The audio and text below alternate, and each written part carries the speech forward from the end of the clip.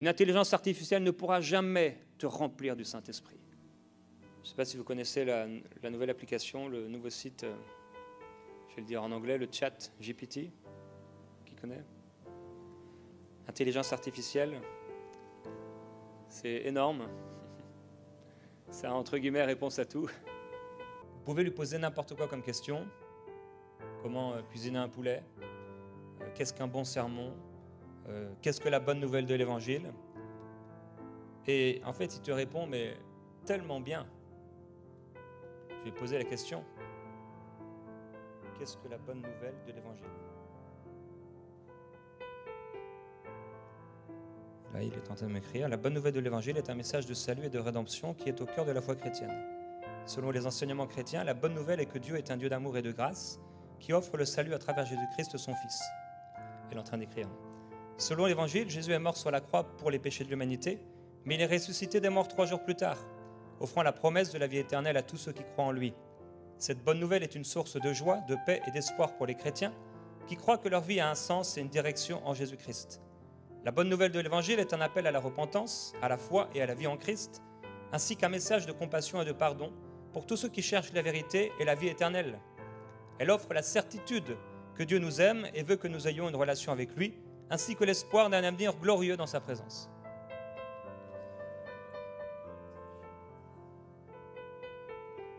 Comment peut-on passer de la mort à la vie?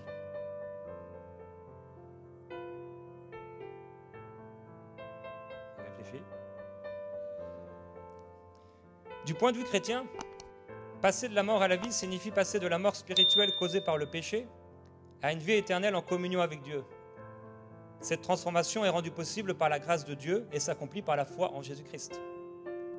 Selon les enseignements chrétiens, tous les êtres humains sont nés avec une nature pécheresse qui les sépare de Dieu. Cette séparation se manifeste par la mort spirituelle et la condamnation éternelle.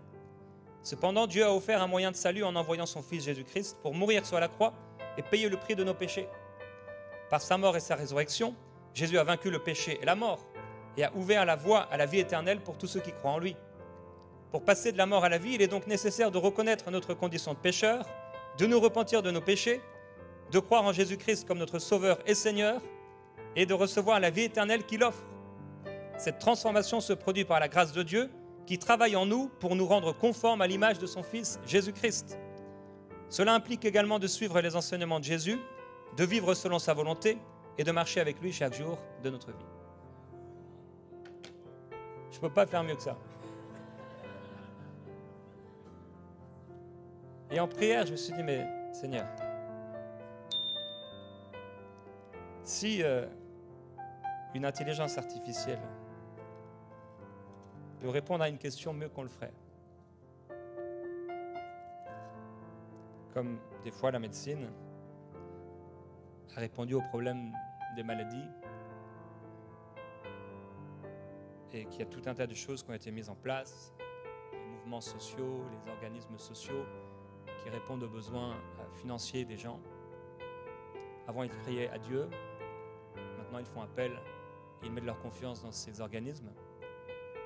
Avant, quand les gens étaient malades, ils criaient à Dieu, même les athées les plus profonds, parce qu'ils avaient besoin d'une intervention divine. Et demain, ceux qui allaient vers vous pour vous poser des questions sur Dieu, sur votre foi, ils iront là-dessus.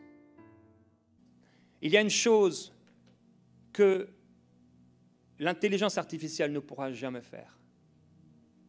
C'est te donner la direction divine pour ta vie. Une intelligence artificielle ne pourra jamais te remplir du Saint-Esprit. Elle ne pourra jamais te faire marcher dans l'autorité en Christ. Elle te donnera de la connaissance. Elle te donnera peut-être de l'intelligence.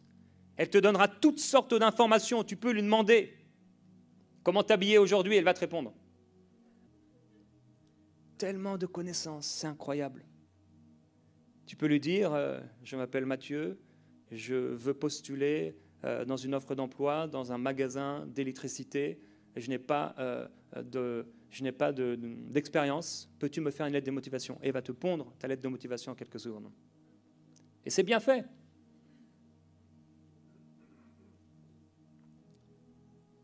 Mais ce qu'elle ne pourra jamais faire, c'est te remplir du Saint-Esprit. Ça veut dire que je pourrais aujourd'hui, quelqu'un pourrait vous enseigner un message. On peut lui demander, donne-moi une prédication sur l'amour. Et elle va pas prendre une prédication qui existe. Elle te crée une nouvelle prédication, comme on l'a fait là. Très bien faite. Mais si je n'ai pas l'amour, dit Dieu, je suis une cymbale qui retentit. Et si on n'a pas l'onction, nos paroles sont vides et creuses. Elles vont remplir la tête des gens. Elles vont remplir ta propre tête. Mais il n'y aura pas d'expérience avec Dieu. Frères et sœurs, où est cette puissance dans nos vies? Il faut que cette puissance agisse. Puisqu'on a vu, l'intelligence artificielle peut mieux prêcher que nous. Elle a la réponse entre guillemets à tout. Il y a des réponses qu'elle n'a pas, que seul Dieu peut donner. Et elle a une puissance qu'elle n'a pas, que seul le Saint-Esprit peut donner. Elle a des guérisons qu'aucune intelligence, aucun homme ne peut te donner, que seul se trouve dans le cœur de Dieu. Auprès du trône de Dieu, la gloire de Dieu veut éclater dans ta vie. La puissance du Seigneur veut se manifester dans ta vie, afin que tu sois heureux, réjoui, que tu vives et que tu goûtes combien Dieu est bon. Il faut que l'Église goûte, il faut qu'on mange Christ, il faut qu'on l'expérimente, il faut qu'on le vive. Il doit se passer quelque chose dans ta vie.